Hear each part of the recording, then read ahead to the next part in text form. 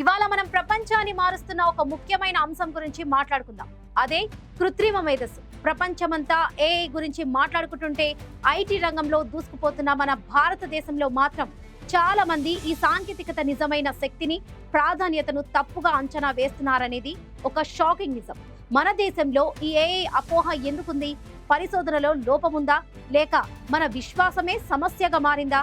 ఈ విషయంలో ప్రపంచ దేశాలైన అమెరికా, చైనాల కంటే మనం ఎక్కడ వెనుకబడి ఉన్నాం? ఈ ఏఐ అపోహకు దారి తీస్తున్న 7 ముఖ్యమైన కారణాలను ఇప్పుడు మనం తెలుసుకుందాం.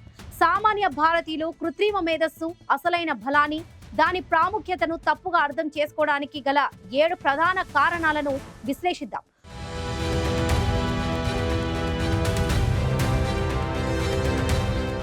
మొదటిది ఐటీ విజయం.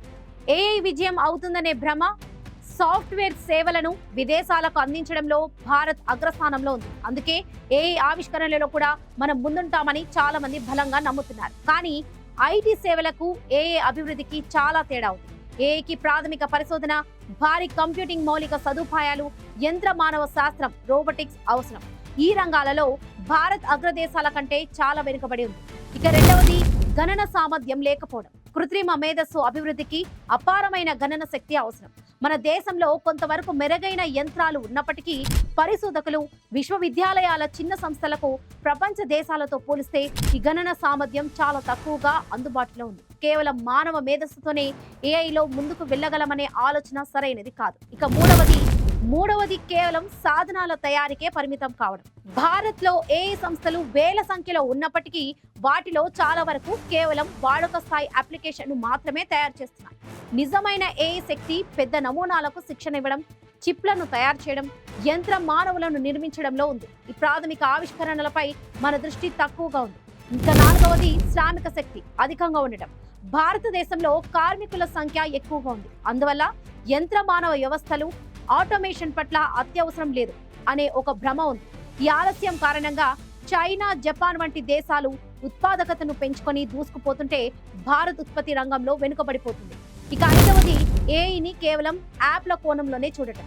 చాలా మంది భారతీయులు ఏఐని కేవలం వ్యాపార యాప్లు, మాట్లాడే సాధనలు, అనువాదాల వంటి వినియోగదారుల స్థాయిలోనే చూస్తున్నారు. కానీ సైనిక ఏఐ, స్వయం ప్రతిపత్త కర్మాగారాలు, జాతీయ గణన వ్యవస్థల వంటి కీలక పరిణామాలను పట్టించుకోవడం లేదు. ఇక ఆరవది ఆలస్యంగా మొదలుపెట్టినా పట్టుకోగలం అనే మితిమీరిన నమ్మకం.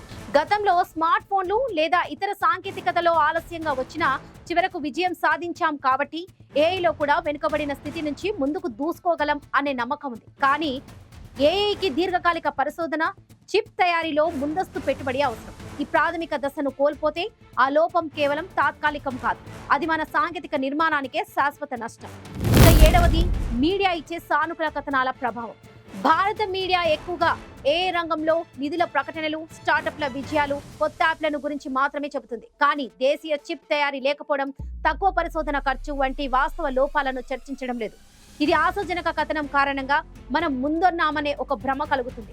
ఈ 7 కారణాలను అర్థం చేసుకుంటేనే భారత్ కృత్రిమ మేధస్సు నిజమైన శక్తిని గుర్తించి దానికి తగ్గట్టుగా సిద్ధం కాగలదు.